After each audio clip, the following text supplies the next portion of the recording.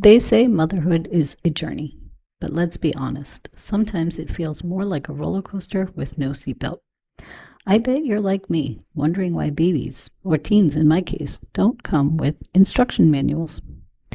Welcome to This Incredible Mom Life, the podcast that celebrates the beautiful chaos, quiet wins, messy moments, and everyday miracles of being a mom. I'm your host, Dummy, wellness coach, mom of 3 boys, and a passionate believer that you don't have to live at the mercy of PMS, burnout, or exhaustion. Join me every week as we hear the craziest and most unbelievable mom stories. I'll be sharing the huge accomplishments and triumphs of both our moms and their kids. We'll giggle, cheer on the kids, and discuss obstacles and lessons learned along the way. If you are struggling to be the best mom you can be, how open-minded are you to booking a free call with me? You don't have to live at the mercy of your cycle, and you definitely don't have to do it alone. Give yourself permission to let me be part of your support system. I believe that you weren't meant to just survive motherhood. You were meant to thrive in it. Hello, and welcome back to another episode of This Incredible Mom Life. Today, I have another supermom guest with me. Andrea Atcheson is a physician assistant, wellness coach, chef, and founder of the Heart Health Academy. She spent 25 plus years working in the field of cardiology, treating patients with many chronic diseases such as coronary artery disease, diabetes, hypertension, and heart failure, to name a few. While working, she attended the San Diego Culinary Institute as she has a passion for cooking and healthy eating. Andrea founded the Heart Health Academy in 2012, where her top priority is to educate others who need assistance with improving their health. She also became very passionate about helping patients take control of their medical information after seeing firsthand how disorganized records could delay care or even lead to unsafe decisions. She empowers people to stay informed, organized, and confident when navigating their health journey. Her mission is simple. When you understand your health history, you can advocate for better care and live a healthier life. That's so amazing. Andrea, thank you so much for being here. And thank you so much for having me. I'm so glad to be here. Yes. So let's jump right in. Tell me who you are mom to. So I have 2 boys. I have Nicholas, who is 13, and Ethan, who is 11. Nice. And tell us something. 2 crazy boys, right? I have 3. So I know the Yes, you told me. boy mom stories. So let's go ahead and just share one of your stories. Yeah, boys are great, right? But they are crazy. So one of I've got many, of course, but one of the things I remember more recently was we went to Disney. We go like it's every year or two to Disney down in Orlando. And we were in the Orlando airport, and it's a very big airport if you've been there. And I don't know about you, but when you get to like the baggage claim area and you have to rent a car, like it's always very stressful because it can take a while to get your car and your luggage and all that. So anyway, I think I ran to the bathroom. I was trying to remember the exact story. I went to the bathroom and the kids are just right there. And I think I said, okay, if you want to go over there, go to the bathroom and then meet me down 1 floor or up in baggage claim. So I come out and Nicholas is standing there and I'm like, where's your brother? And this is typical, like with my kids, right? Like they don't stick together, and one is like, oh, you just go. So Ethan ends up going like up one of the escalators, and they kind of, if you look, they're like up and down, and it looks like you're gonna drop like right on the next floor, but somehow he ended up where I had no idea where he was. And of course, like that's, I think, a mom's biggest worry is like, where's my kid? So I'm freaking out, like, but remaining calm at the same time. And Nicholas, he's kind of my snarky guy, and he's like, what's the big deal, mom? And I'm like, okay, your brother is lost in the Orlando airport. And so I'm like, okay, you stay here because if I lose you, I'm in trouble and I don't have their dad with me. So long story short, I'm going up and down the escalators, and it was probably only like 5 to 7 minutes, but it felt like an eternity. And I finally find him because he just went where he thought I said, and he did nothing wrong. And he was actually starting to talk to like a police officer. So right there, like my heart was like, oh my God, like I didn't want to make it a big deal, but I knew I'd find him. I just didn't know like which floor because of those funky escalators that they have that drop you all over the place. So that was one of my crazy stories. That is, yes. And I've experienced that also, I can say. um, Mhm. I've lost my own kid at a birthday party for a few minutes. We were at a family wedding and my niece like hopped into the elevator without her parents on her own and the door shut before they could get in. And so she was going up and down and we didn't know which floor she was getting off on. So we had like somebody running to each floor to try to find her. Yeah, But that is definitely a common mom story. And I'm it glad you is a shared it. common mom story for sure, and Yes. it's very Um, scary. of course, it's very scary in those even 5 to 7 minutes, right? Um, and then what was the feeling you had when you saw him? So of course it was instant relief and like, oh my God, here he is. I knew I would find him. And the thing that I took away from that was, number one, like don't tell him to go up an escalator or anything. Make sure the kids stay together. And then the other thing was that trust your kids too. I think sometimes, I don't know about you, but sometimes I don't trust my kids and my anxiety runs a little bit high. I'm a little anxious Nelly sometimes. But I said to him, you did nothing wrong because he didn't take off on me. I said, go do this. And when he found that officer that was right there, he did the right thing. I said, you did the perfect thing, Ethan, and I'm so proud of you. Nice. That's good. That's good for him to build his confidence too, right? Like mom's giving me a task, I'm gonna go do it. My Yep. my boys are just a little bit older than yours. They're teenagers. So we're starting to give them like go order, like here's the credit card, go order you guys food, like, or leave them and like the pizza guy's coming at this time, make sure you pay him and this, that. So yeah, it's definitely interesting, but I'm glad you gave him the opportunity to go off on his own and he did the right thing when he didn't see you. So that's very cool. Thank you. Nice. Um, And do you have any other mom stories you want to share?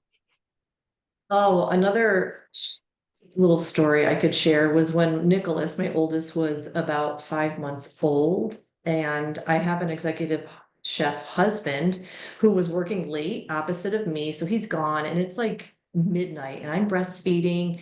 And Nicholas did not know how to use a bottle, which was a bad mistake, by the way. And I ended up giving myself food poisoning, which I've done like 3 times because I have this fear of like throwing away food. Like I don't like to waste things, and that's like my own issue.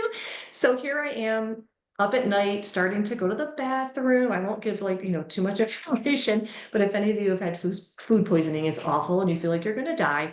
So I'm trying to breastfeed him. I feel like I'm going to have like a fainting episode because I'm so weak. And I'm like, I need to get up and go to the bathroom and maybe I need to throw up. And so that was probably one of the worst moments of like baby life when I just felt so helpless. And poor Nicholas had nothing to do with it, but he just needed to be fed. And could I have waited maybe a little bit? Would he have died? No. But me, the anxious me again was like, oh, it's time to feed. So I'm like, dying myself. And I'm calling my husband, going, where are you? And of course, he's not answering, right? He's a chef and it's a busy restaurant. And I just felt like so alone in that moment. And I think it was right after that that I was like, we need to move closer to home or closer to more help. We were actually in Columbus, Ohio, and I'm from Syracuse, New York. And I said, all my family's in Syracuse. We need to get back home. And we slowly started the process of doing that because we all realize as moms that it takes a village to raise these kids. If you can be near family, of course. Yes, it does. Yeah, breastfeeding itself is a journey, right? Hmm. And I'm glad you moved close to family because you definitely need the support and the help as needed. Yes, agree. Nice. Okay, so we're gonna switch gears a little bit. Now, when women reach menopause, I know the risk of cardiovascular diseases and other events increase. So, how do you help women reduce their risk of heart disease? Yeah, so you hit one of the nails on the heads as far as, and I'll give you some information. I'm in perimenopause. And so I'm today, actually, before the podcast, I'm working and I'm doing my cardiovascular risk assessment because my menopause book told me to do that. And I'm like, I better figure this out because I don't do everything perfect. I'm a patient too, right? And a mom. So decreasing cardiovascular risk is so important, especially if you don't have documented, blocked arteries or coronary disease. And what I'm going to say in a nutshell is what you've all already heard before, but it is so important because we all want to live a long life and we don't want it to be, oh, I have a heart attack 10 years from now, and now I have to take 10 different pills, and now I have to do this, and now I have to start exercising. So trying to prevent by, eating healthy, exercising, staying active, stopping smoking if you're able to do that. I know it's so hard for people.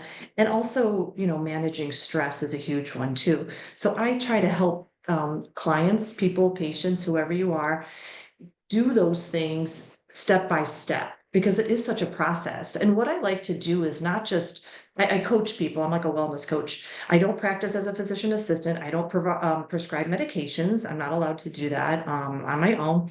But we really delve deep into the problem and why people are doing what they're doing. I think half the battle is mindset. And we don't Yes. talk about that a lot, right? At the doctor's visit Yeah. of why do you do this or why don't you do this? And so we get Yeah. into that. And if somebody needs to lose weight or something, we delve into the healthy eating because if I sit here on the Zoom call with them for an hour, for 8 times, like that doesn't do enough, I find. So we got to get to the root of the problem. And we can do virtual things even, which technology is great because we can do pantry makeovers. And even if I'm not in their house, we can do it over a FaceTime. That's And I've, amazing. I've gone to the store with people and I'm like, hey, we're going to the store and we're going to walk around and try to stay away from certain aisles and things like that. So we talk a lot about those types of things too.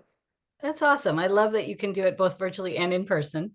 Mhm. Um, and for the same reasons as you, I'm not practicing as a PA because, again, I was always big on preventive medicine. And I realized fairly quickly that you can't teach people in that 50-minute appointment slot, right? Like you can hand them Absolutely. a paper that says, oh, try the Mediterranean diet and this, that, and the patients leave and they're like, well, what is the Mediterranean diet? How do I start this? What do I do? So I love that you're taking the time with them and taking them through a step-by-step process. That's really great.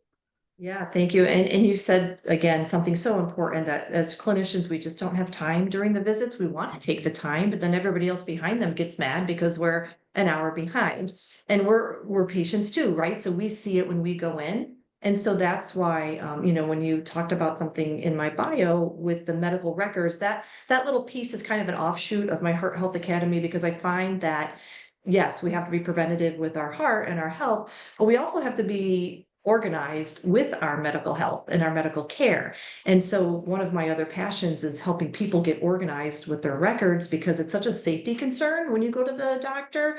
If you don't have Mhm. your med list up to date, if you Yeah. don't know your past medical history or your surgeries, or, Yeah. I can name so many things, it's a detriment to you. It's not a detriment to the clinician. Yeah. No, you're absolutely right. And I love that you're helping patients do that because that's a big challenge in the healthcare Mhm. industry. And so now you're also a chef. So tell us about some of your favorite heart healthy meals. So I'm Italian and I could eat pasta 3 times a day, every day, which is not great because of the starch and the carbohydrates. So I don't do that. But I do love to make a pasta with lots of vegetables in it. And this regular plain old pasta dish came from when I was like 12 with my best girlfriend. We made it for our parents all the time. And we would just saute, zucchini, squash, onions, eggplant. Um, I can't even remember what we used to do, but I kind of took it from there. And that's one of the dishes I love is just pasta with loaded vegetables in it, sauteed with a little bit of olive oil and garlic and a little red sauce too. So delicious. Another one of my favorite dishes, and if my son was on this podcast, he'd be making fun of me, is just different types of bowls. We're seeing a lot of that come out in restaurants these days. I love them. And the reason I do is because you can make so many different formulations of bowls, whether it's Mediterranean or like a Southwestern bowl, which I love. Mhm. And you can put anything you want in it. So avocado, cherry tomatoes, corn, onions. And sure, you're cooking some of this maybe before, some of it's fresh, but I love those so Nice. much. Mine too. Those sound like delicious meals for me. Mhm. Okay. So now another common challenge we face is how do we teach our kids the importance of taking care of their health? That's a great question. And we both know with our children that, well, I can't say for you, you can tell me, but my kids love good food. They love a lot of food. Their dad's a chef, I'm a chef. So they get exposed to a lot, but they also like to pick out a bag of Doritos here and there. And I think there Mhm. has to be a balance. So number one would be balance. You can try to take away everything, but kids are gonna want other things too. So getting the healthy stuff, trying to teach them without belaboring a point, which I've done before, eat your vegetables and letting them have, an ice cream and a snack here and there, a piece of candy. It's okay. I think leading by example is a big one as well, because if we're doing it, then they're seeing us do it. Yep, Or if we're buying the absolutely. healthier foods and some of the vegetables and things like that, then they're seeing them, or maybe they don't have as many junk choices if they can get carrots and hummus or apples or whatnot. And also giving them choices, I think is another big one. If they don't have any choice of a lot of things, especially the little guys, because they don't have a lot of choice in life. But offering them choices of, hey, we're going to sit down and plan some meals. That's what my kids and I do. Yeah. We don't do it every week, but we try to talk about it at least because my son, my Nicholas, again, I love him to death, but he's my challenging one. He kind of gets mad if something doesn't come out the right way. And I'm like, oh, geez, I'm not as good as your dad, but I'm like, okay, we need to get together and talk about this because if you want me to make something, just say Yep. it and we'll buy it. Yeah, So they're involved in the process. that's great. So they're involved in the process. You talk about it with them, you offer them choices. Um, and one of the things I do, we've taken 2 cruises in the last couple of years, and my they're like teenagers, tweens, so that we sent them off to the buffet on their own.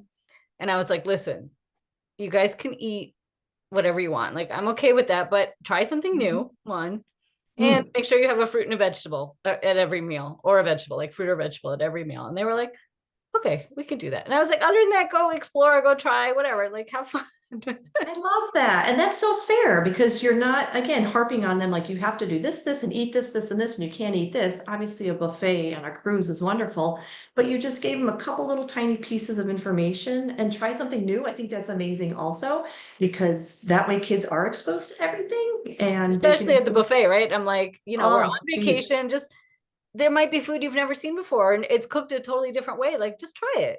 Like, take a little absolutely. bit, That's take a a bite. perfect So I tip. think they did. Oh, good. I hope you got some good feedback from them. I was checking in. I'm like, did you guys eat a fruit? Did you eat a vegetable? And they're like, we had salad. Now their salad consists of, mostly lettuce and maybe like a one Sure. cucumber and 2 carrots or something. But at And a least hunk of I'm Caesar getting them in the dressing. habit, because my oldest will be off in college soon. And I'm like, you have to learn. I'm not going to be there. So you have to learn to navigate through the college Mhm. cafeterias and dining halls and, different meal options and things. So I'm hoping some of that sticks in their heads. It will. I think it will. It's funny because my 13-year-old who plays club soccer came up to me the other day. He's like, Mom, actually, no, he called me when I was at the dollar store. He's like, can you get containers so we can do some meal prep? And I was like, oh my God, where's this coming from? After I've harped on him for 13 years to try to eat good for his soccer. Yeah. And I was like, yes, I'm at the dollar store. I will pick some up and we can talk about what we can make, on Sunday or whatnot. And I said, what would you like? And he's like, oh, maybe some chicken so I can put it after school and whatever. And I'm like, great idea. So that was fun just to have a conversation and something that he wanted or he enjoyed. Nice. Again, I love that. When my kids were little, I started, probably as a chef, you would cringe, but when you steam and puree vegetables and sneak them into like the marinara Mhm. sauce or the mac and cheese, or We all so do I it. started doing all of that. And I didn't tell them initially, but now that they're older, once they started helping me cook, my youngest, he's a helper. He likes to come in and help. And now that they're older, I tell them, I'm like, listen, my muffins have, applesauce and, pureed prunes in there, whereas the ones you get at the bakery are not going to be as healthy for you. So I'm trying to teach them, like, yes, I put vegetables into your marinara sauce because you need your vegetables. Like, I need Yeah, my vegetables too, right? Like, I'll eat it alongside you. that's great. So again, back to your point of being an example for the kids. And I love I love it. Yeah, that's great. So now you have a document called 10 Habits that you can start today to improve your heart health. Tell us a little bit about that. I made that, a few years ago, and it just talks about some of the things that I mentioned a few minutes ago that you can do that are very simple to change. One of them I think has to do with drinking more water. How many times have we heard we need to drink more water? It helps our system and flush out toxins and things like that. And that's something that you can do today. You don't have to wait a year to do that. And like I said, getting up and moving and working on your sleep habits, for example. Sleep is such a big thing. And there's been a ton of studies that have come out that have said, if you don't have good habits or actually good quality sleep, then you could have higher chance of cardiovascular events, Yeah, I which agree. people don't know and people don't think about. And so many of us have sleep issues. Mhm. So little changes you can make with that. We talk about that. Nice. And now how can people connect with you if they liked what they heard? So you can visit my website at thehearthealthacademy.com. I also have Facebook and Instagram under Heart Health Academy, so you can just search. And then my 10 habits, I'm happy to send it to anybody that wants it. So please reach out to me on social media or on my website or private message me, and I will get it to you as soon as possible. Nice. And I will make sure to link all of those social media accounts, website, everything down in the show notes so people can find you really quick. Um, I think this was really great. We have a lot in common, and I'm glad that our values of keeping people healthy align. It was fun. Uh, Thank you for having me. I love it, and it was so great to chat with you. Thank you for joining me. Are you struggling to be the best mom you can be? Are you fatigued, overwhelmed, and stressed out? Are you losing precious time with your family because of PMS? If so, sign up for my free gift on how to start living in tune with your monthly cycle. The link to get it is in the show notes below. Use this guide to help you start to eliminate your symptoms of PMS, increase your energy, reduce stress, and fully enjoy this incredible mom life. The way I see it, you have 3 choices. You can try to figure it all out on your own. You can do nothing and stay where you are, or you can get the customized guidance you need to thrive as a mom. The choice is yours. Thanks for listening to today's episode. I hope you learned something from these stories. If you enjoyed this show, please make sure to subscribe, rate, review, and share this podcast. It really helps this show grow. If you have a mom story you would like to share, click on the link in the description below on becoming a podcast guest. Remember, the content on this podcast is for general information only. It does not replace any medical advice given by your healthcare providers. Please check with your doctor if you have any questions about your specific condition and before starting any new diet or exercise regimen. Thank you, and you will hear from me soon.